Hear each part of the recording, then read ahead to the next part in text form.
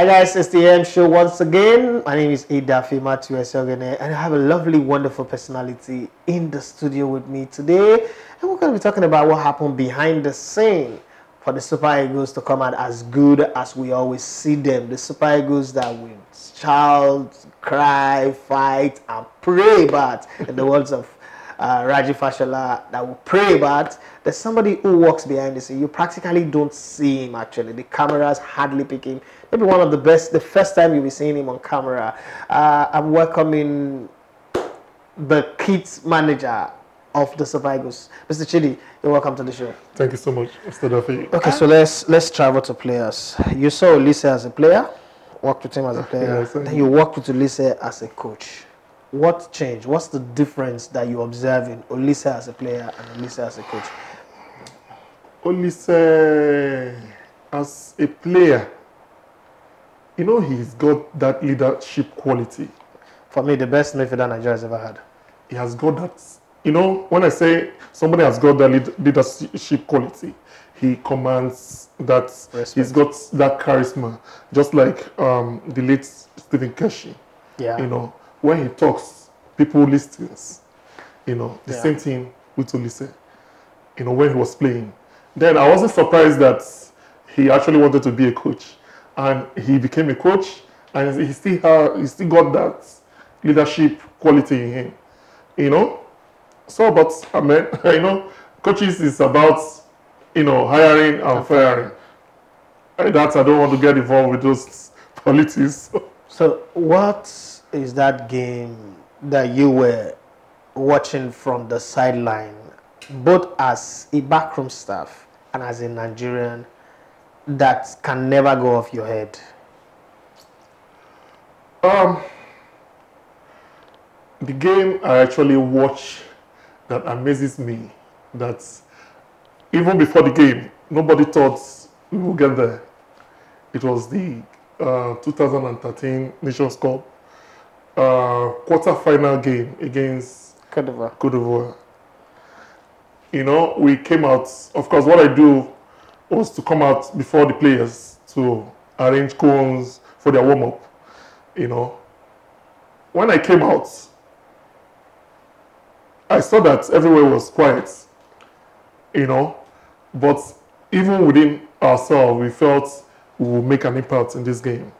But I tell you, when we came out for warm-up, we noticed that the Ivorian team were staying inside the dressing room. I got more scared. I said, what is happening? I mean, I think there are rules that you must go out for a few minutes before the game. And why is this guy not coming out? You know, I was shocked. Only for them to come out 5 minutes to, you know, to finish the warm-up.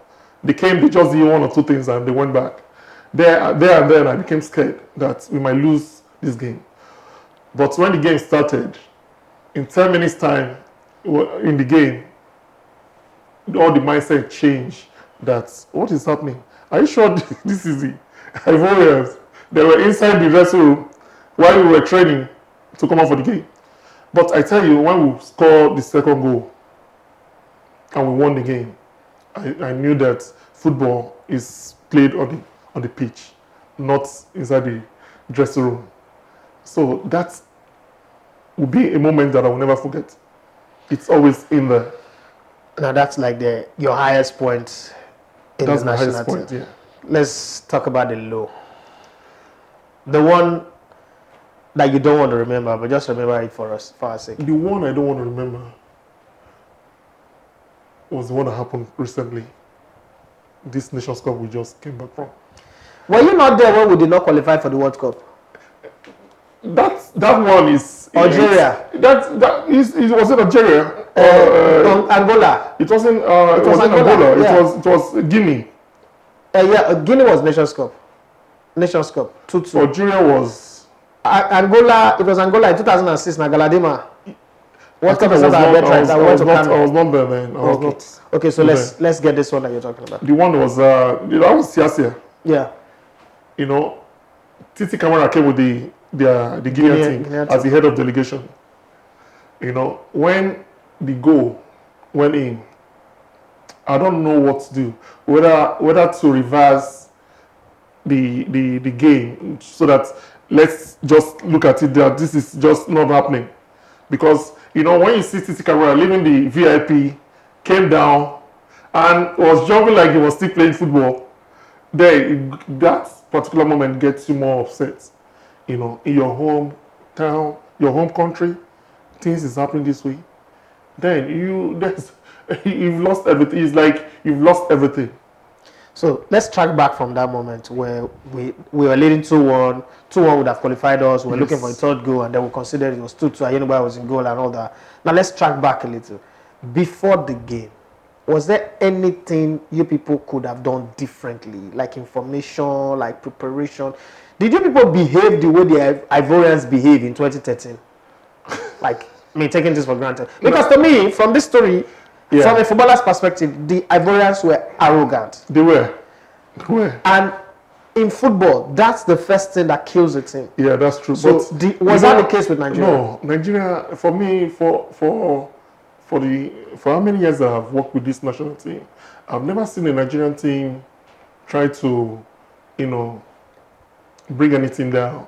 Like, look them like they're minors. No, Keshi in 94 was. Keshi that asks South African players, are you ball boys or you are the players? See, when those are those days when you see team you will beat. Of course, you know how football is being run.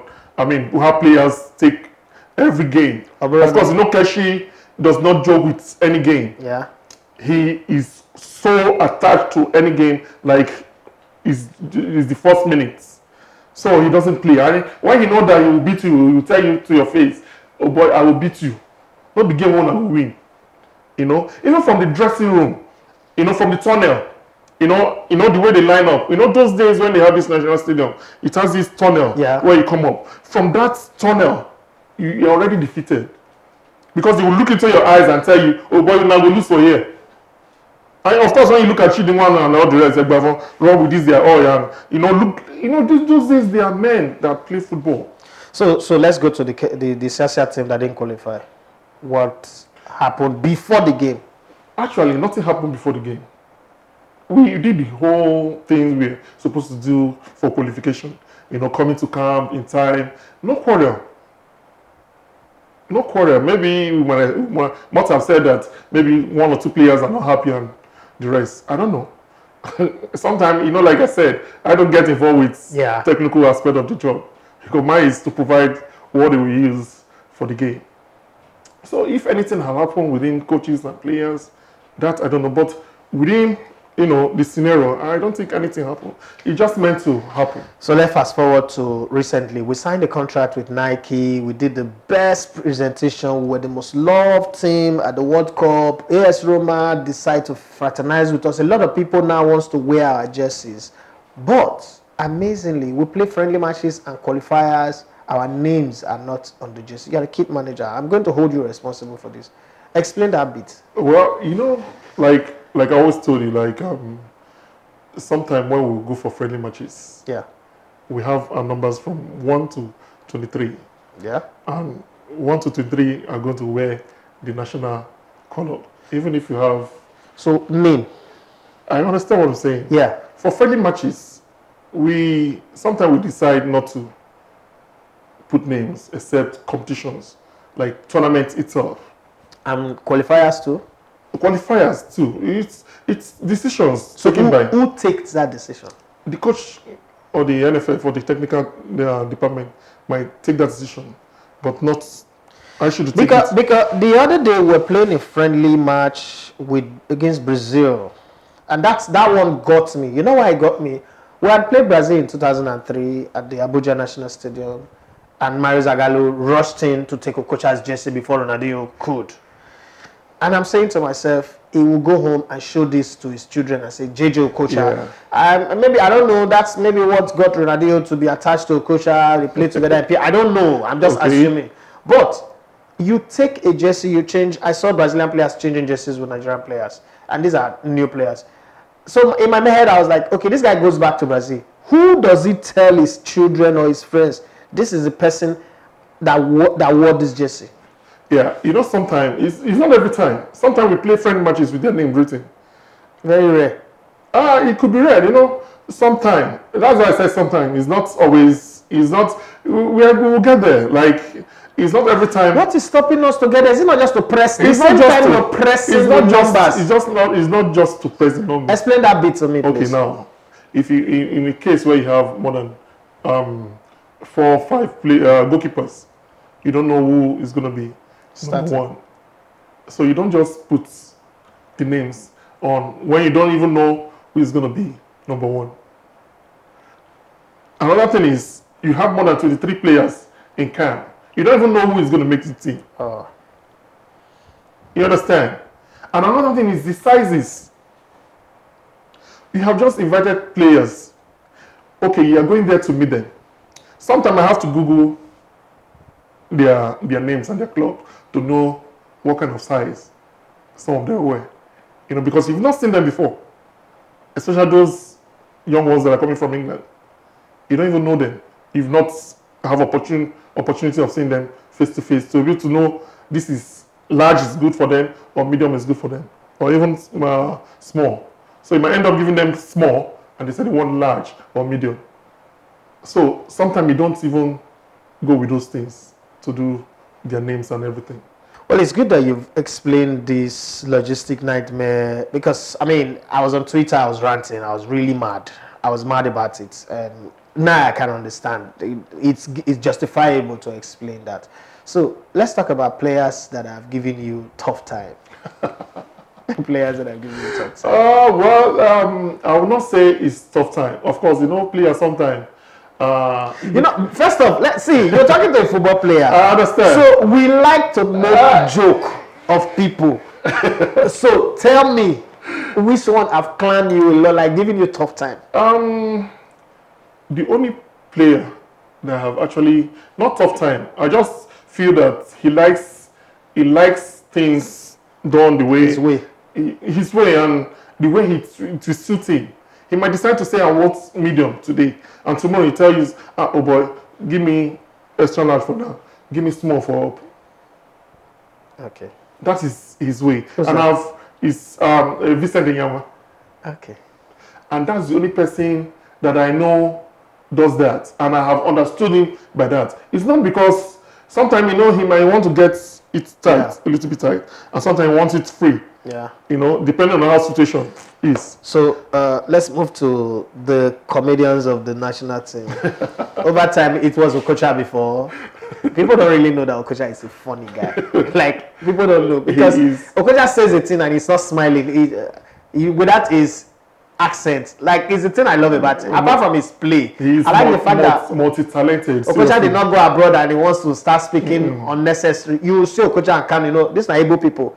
It's what I like. Anyway, I go, I want you to know that I'm a worry boy. So, after Okocha, who are the other comedians that you've had in the national team?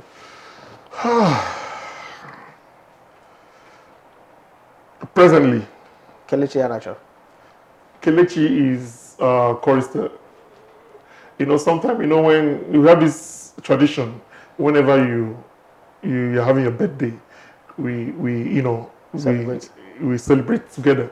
Maybe it could be dinner time, cake will be presented, and birthday song will be, you know, sang. And he has this tone he uses that he brought into the national team. He'll start with saying, "Happy birthday to you." Happy birthday to me. Happy birthday, happy birthday, happy birthday to me. Okay. And since then, we've been following that suit, and it has become a traditional music in the national car. Okay, so let's move to heavy hitters. Like, some people just like want to eat everything. Every football team have that. One or two person. Like, they can eat elephants and still look for rabbits and still look for mosquito to eat. Well, you know, the kind of players we have now, nobody wants to make mistake, especially when it comes to feeding. Yeah. Because the coach is particular about what you eat. And that's why you can't see solid whenever we're in camp. You will never see solid except the match after the game. Then you can eat whatever you want to eat. And that time, so there's somebody that is going to be eating extra large, Of course, not every player yourself. including you. That particular moment, my brother, you can see some people, they put Gary extra, man. They don't want somebody even touch. Oh Lord. You should understand. So, when the match day, before the game, everybody eats well, normal pasta and the rest. But I tell you, after the game, my brother, even you won't judge person they eat. When they eat first, That no clean. then they can look yourself, but what do you think so? Thank you very much for letting us know your story and getting us into your work. Thank you so Very much. grateful for having I you. appreciate it. Thank you so much. Thank you so much.